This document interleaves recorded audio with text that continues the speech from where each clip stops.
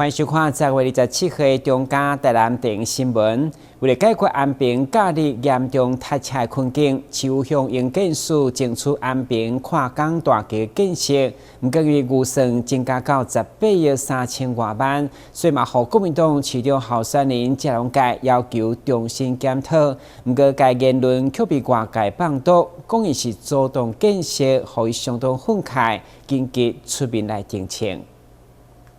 安平跨港大桥经过地方多年争取，将伊伫中央的补助要来开辟，希望伫安平并观光的同时解决塞车的困境。不过因为工程已经2摆流标，加上总经费增加到18亿3000多万，互嘉隆界发言人童晓云发表重新检讨的言论。对处南区、安平区的议员烦恼这番的言论，在选举期间会被外界以主动建设来做文章，所以联手开记者会澄清，强调重新检讨就是让伊更较好，无分党派，全力出声。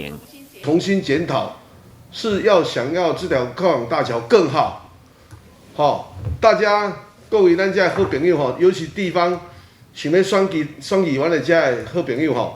你们不要乱解读啊！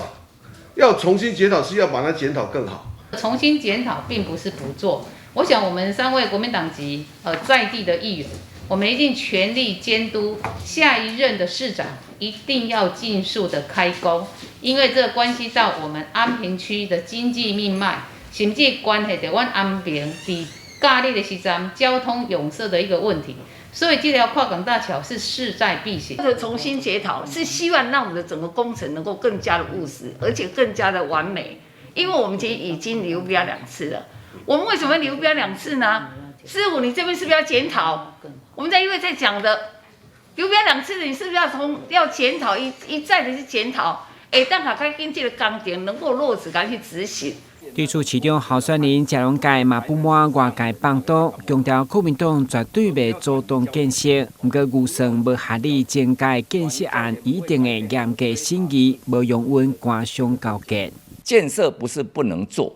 对不对？可是当这个腐败、官商勾结的政府所发包的工程，刚好在这个当下是过度有这个时机点，可以进入重新审视，这对于工程呢也不会延宕。你查到有弊端的时候，那个标是可以废标的，为什么？就算你开标也可以审视，怎么不可能审视呢？因为我们没有执政权啊，所以顾在兵前王，我当选我一定要审视的嘛，难道不能审视吗？你发包了有问题的工程不能审视吗？你们怕什么呢？所以民进党不要害怕，大家公然面对。安平在地长期假办的跨港大桥，根据干部局表示，只要10月底顺利招标，115年就当完工。台南新闻军及林英根采访报道。长期以来，大家常听到白手套地下市场等不当的利益，当然真侪拢是袂当拿出台面。不过为了行政透明，和政党机构负责人甲政府有利益回避的法制化，所以台市议会率先全国推出相关的草案。27号召开公听会，收集各界意见。为了避免政党机构人员直接或者是间接来承包政府工程、摕回扣、超人数，像一般俗称的地下市场，或者是白手套等不当的利益，所以议会法规委员会提案拍算立法，调整行政透明的机制，嘛得到38位议员联署。27号正式邀请政府、法制单位以及专家学者加各政党代表到场公听。全国已经踏出一步了咱看联署的人，包括民进党的本身的人，伊个认为讲伊的政党有责任，做生意有损民进党青年勤政爱乡土的形象，我嘛认为不应该。所以我会提出这个自律条例甲延爱达理的目的足简单。寻求议会同事，咱社会各界对这个法律来听看卖啊，听看卖，全国第一啦全国第一，踏出了一步，我们也希望能够立法来规避规范政党的负责人，每当因为伊是操盘选举，选了，交市长利用行政权，互伊做足侪工课，这样合理吗？针对我们这次提案的，你是谁的某某人的某某人的某某人，就可以上下其手，一手遮天。你可以当影子内阁，你可以当地下市长，你可以当地下的局处长，然后有这种实质影响力去当白手套。所以这次跟蔡玉辉议员先辈提到这个步骤这个点的时候，蔡议员非常非常支持，那就由蔡议员的团队把这个案子的草案拟出来，那我们再做一个共同的讨论跟商议，争取到跨党派多数议员的支持。会中专家学者拢一直肯定议会有新端正廉政风气跨出第一步，只是相关的法条、伫罚金以及敢会超越中央主管机关的权责，拢有待确定。根据了解，因为这是全国首次的立法提案，加上议会跨会期嘛无法度审查，需要等后一届新的大会，所以公听会就是收集各界意见，等于是该提案象征意义比实际的意义较大。台南新闻军及林英根采访报道。27号伫白河有一场传统艺术表演，甲一班风蝶活动。会中除了有精彩表演，嘛有老中青三代组队参加趣味的比赛甲闯关，场面相当盛大。为了替参加白河区传统艺术表演甲轻盈乐活一班风蝶活动的民众加油打气，市长委托一透早便来到现场，甲乡亲互动。并预祝活动顺利。今日真欢喜吼，咱伫白河运动公园遮水的所在吼，会当有咱的轻盈趣味竞赛，甲咱的防疫的宣导吼，这点拢感谢咱公所吼非常用心。为延续在地传统技甲文化，白河区公所办理这场活动，参与学校包含白河国中、白河国小、药丰国小、德文国小、大德国小、仙草实小、河东国小、内角国小，各校学生技艺超群，得到现场的观众掌声连连。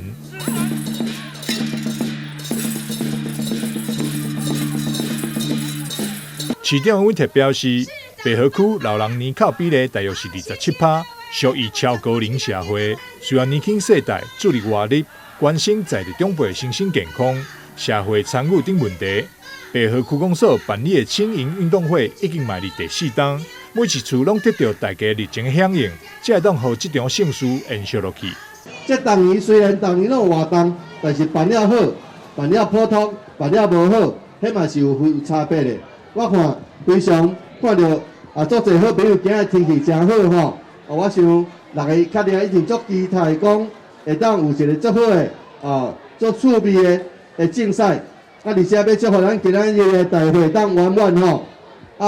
各位好朋友，非常感恩，感谢大家吼！今仔日活动，不管是咱的中青的，或者是咱国小的，拢会当这个打成一片，让大家能够很开心。白河区传统艺术表演活动，不只让市民朋友欢喜同乐，同时嘛加入关怀弱势安排。特别邀请台南家扶中心举办义卖活动，鼓励乡亲做伙发挥爱心，让每一个囡仔未来莫因为散食而停止学习，帮助弱势儿少透过教育翻转，走向幸福未来。台南新闻张硕维采访报道。由台南市主办的第13届巨人杯全国小棒比赛，26号伫亚太国际棒球场正式开幕。来自11个县市40支队伍要来车拼，市长吴伟哲嘛到场开球，希望将冠军留伫台南。台南市巨人少棒队伫台湾棒球历史上有伊的特殊意义。第一届巨人杯少棒比赛对16队，到今年已经增加到40队，咱台南就派出13队参加。市长委托嘛亲自到场替选手加油打气，希望将冠军留伫台南。同时开球正式展开为期5天的赛程。会中体育局长嘛代表市长致辞，强调拍球交朋友，争取上好成绩。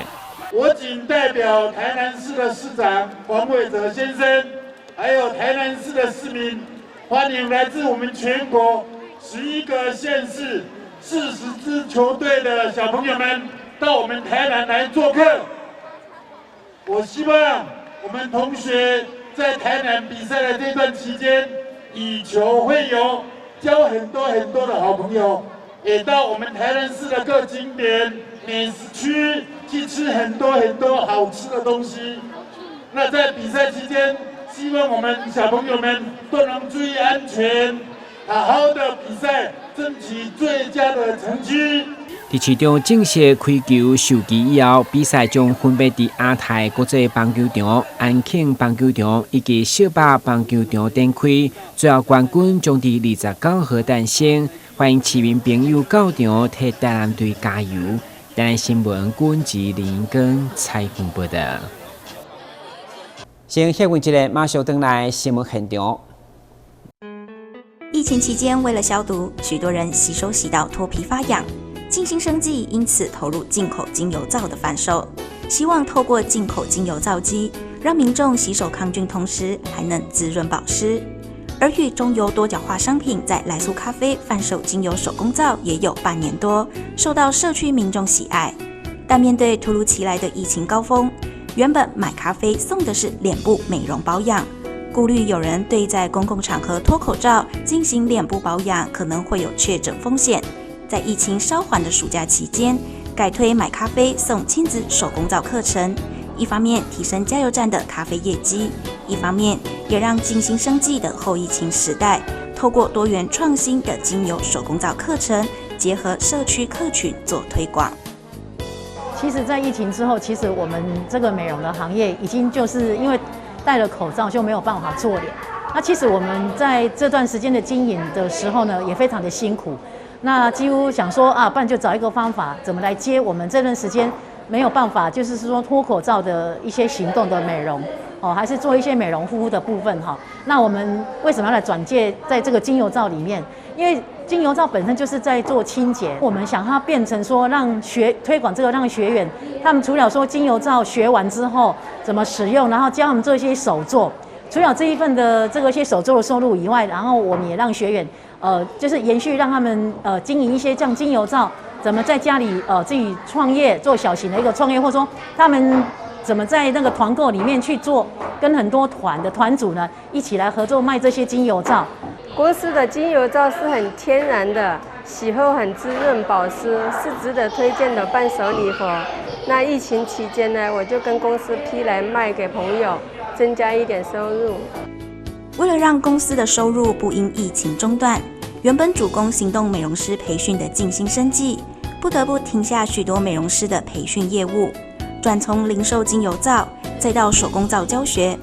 除了来速咖啡，静心也与市民学院合作，让参与的学员有机会创造事业第二春。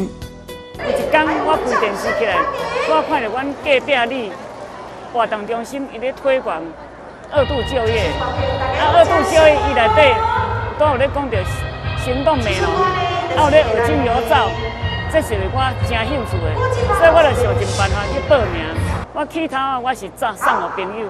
朋友感觉我这个物件真好，手工精油皂，所以又叫我回去做来卖，所以我就开始愈有信心，我做来卖朋友，卖朋友佮介绍一寡人。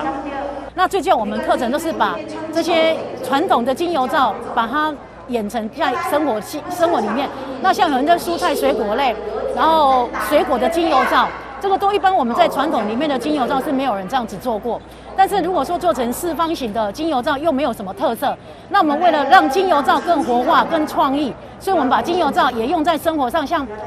我们的一些柿子水果皂，还有一些像我们的丝瓜皂，还有玉米这些做得很像我们生活上的这些模型，然后让客户人很喜欢这种东西。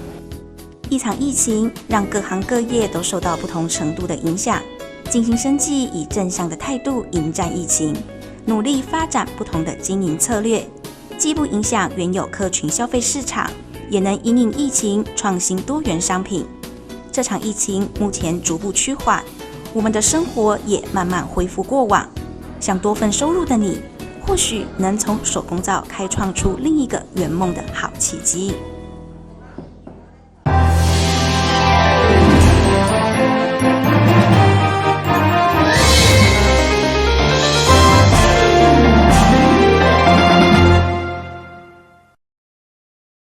第48届郑旭牌新闻奖公布，今年总共13个奖项，各达456件参赛作品，创下历年来报名上侪纪录。除此，中嘉宽频所赞助的媒体所用奖，由公共电视加镜新闻来获奖。得奖的是。紧张时刻，打开信封，宣布得奖者。第48届曾旭白新闻奖揭晓，今年共有456件作品参赛，创历年报名件数最高纪录，遴选出50件优秀作品入围角逐13个奖项。中嘉宽频赞助的媒体素养奖，入围者也贯彻媒体素养教育的重要性。卓越奖跟曾旭白新闻奖对台湾的媒体界来讲，不管是分或者合，其实都是一个非常重要的一个奖项。我们鼓励我们的那么多的媒体的工作者，那么多的新闻媒体的前线第一线的工作人员，能够得到奖项，得到更多的鼓励，有那个动力继续往下面去发展，这个是一个非常重要。所以这2个奖项同时发展，同时分开都没有关系，也鼓励大家是立场是一致的。那希望明年呢，几位参加来，除了曾旭白新闻奖，除了中央社之外的几位企业界的朋友，也继续的能够支持这个奖项，包括中嘉的媒体素养奖。中嘉媒体素养奖是在2019年的时候，中嘉现在的团队拿到了这个现在的中嘉的经营权之后，在郭董事长的指导之下，甚至于是在这个时候，那个洪委员在当NC 主委的副NC 委员的时候，也曾经要求我们在媒体素养这一部分多做一些。因此呢，媒体素养奖项是在这2年，今年是第2年，是全台湾唯一的一个媒体素养的奖项。我们当然希望这个奖项能够继续的维持下去。那这个奖项今年有4项的这个入围，有1个人会得奖。我们等一下很想看到是谁会得到这个媒体素养的奖项啊！这是而且中嘉在做媒体素养，不是只有在做这个奖项，媒体素养还有做市媒体。相关的这个网站，还有相关其他的这些课程都有在做。谢谢中嘉今天的继续这个支持。非常荣幸代表中嘉集团来参与今天这个盛会。那曾旭白先生新闻奖其实是新闻从业人员的最高殿堂，那也是历史最悠久的奖项。那身为有线电视地方新闻的工作者，今天受邀担任颁奖来到这里，其实特别感到荣耀哦。那当然，新闻报道追求真相。不过，在这个资讯非常爆炸的这个数位时代，每天我们的讯息量都非常多，而且传递的速度非常快。所以我们认为，培养阅听大众的这个思辨能力更为重要啊。所以中嘉集团这几年其实就是非常积极的，透过全省12家的有线电视系统，在各地积极推动媒体识读啊。那当然在2021年起，我们跟这个基金会这边共同合作，我们增设这个媒体识读奖。那我们希望透过奖项呢，能够唤起更多人对于媒体素养报道以及媒体识读的教育更重视。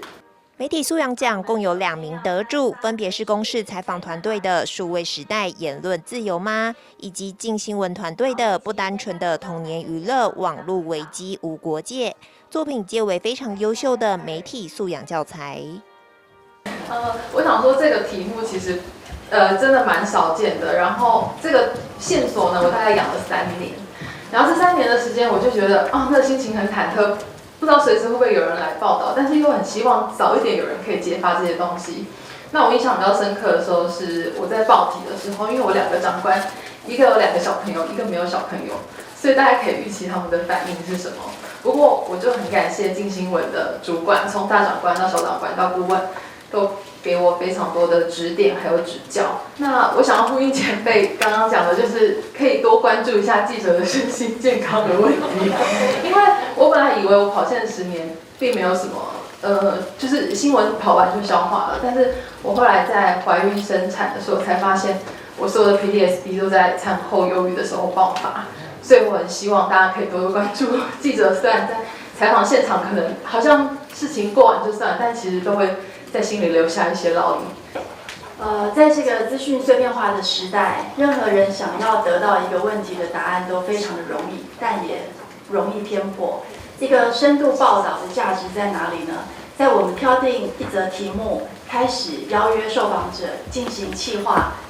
并且在采访之后将这些访问的内容加以爬梳的过程当中，我们付出的心力，希望透过这个奖项，能够让更多观众能够理解，在深度报道、在专题报道的这个价值呢，其实是值得肯定的。非常谢谢公视给我们这个机会，我每一次拿着麦克风、拿着笔，甚至在敲着键盘的时刻，我都感觉到一股荣幸，我也战战兢兢。每一次我都是如履薄冰的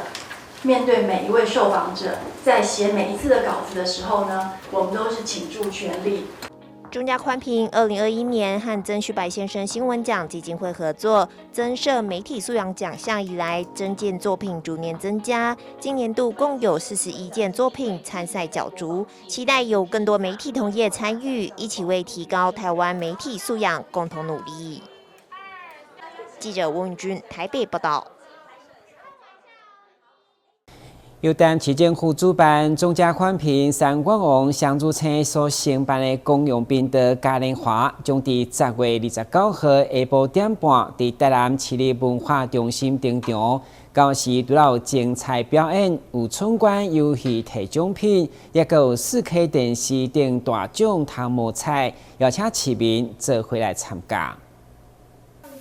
為了讓市民接觸並認識公營賓道，推廣媒體經營的觀念，中嘉寬屏三冠王相助車過去多年來承辦台南市政府新聞處的公營賓道嘉年華備受好評。今年以活力世界、秀出影響力作為主題，29號將在文化中心登場。到時將有悠悠家族等精彩表演加親子活動，嘛規劃真濟賓道、助行服務等單位加媒體所用的參觀體驗，內容相當豐富。最後也有4K 電視等大獎的摸彩，要讓民眾有食有耍個有掠。很高興中嘉寬屏三冠王跟雙子星有線電視有再次的這樣子的機會來承辦推廣公用頻道的活動。那這一次活動呢，我們有非常多的攤位，那每一個攤位都會設計闖關的遊戲，我們的現場參加的民眾可以拿非常多限量的一些獎品。那另外在舞台活動方面呢，我們會邀請到東森幼幼台的哥哥姐姐們，另外還有非常多我們台南市知名的表演團體，然後也就會讓這個舞台的活動非常的精彩。那在活動的最後，我們還會抽出一台聯網電視，所以活動會非常非常的精彩。那請大家可以在10月29號，大家一起來這個台南市立文化中心共襄盛舉。因為疫情等因素，已經停辦多年的公營賓道嘉年華，今年將盛大舉辦，加所有民眾登錄。承辦單位提醒，前500名完成闖關的民眾，攏有精美的選擇品，同時取得摸彩資格。東港前200名到場的，也個野外發送50塊的活動體驗券。台南新聞管局林英庚採訪報道。不過地區肥料嘛無例外，所以台南市環保局為了讓大家省錢，將對11月1號開始到年底推出烏金大放送，民眾較早着特定的回收物，再讓各區清潔隊來當對換培養土。台南市環保局今年辦理過4場烏金大放送活動，民眾歡迎熱烈，總共兌換出去大約是27萬包。隨着時節進入歲末，真濟民眾的厝內攏開始咧摒掃、除舊補新、換新衫、換家電、換一個好彩頭。環保局為了鼓勵民眾並提升資源回收率，決定推出長達2個月烏金大放送。台南市環保局要辦理歲末培養土黑金大放送，从11月1日到12月31日止，在原本的23个清洁队原本的兑换日，指定回收项目5倍以及10倍换哦。拿着手机1只，或者是电风扇1只，以及键盘5个，就可以换5包培养土。另外呢，拿着1个笔记型电脑呢，就可以换10包培养土，相当的优惠哦。环保局表示，除了厨余培养土以外，另外伫城西厨余高速发酵厂以生熟厨余制成的品牌肥料上好肥，也持续以价一般肥料市价5价来销售，以500公斤来算，差不多是15价上，非常的优惠。欢迎市民大众拥有采购。台南新闻张硕伟采访报道。感谢收看10月27日中间台南电视新闻，咱再会。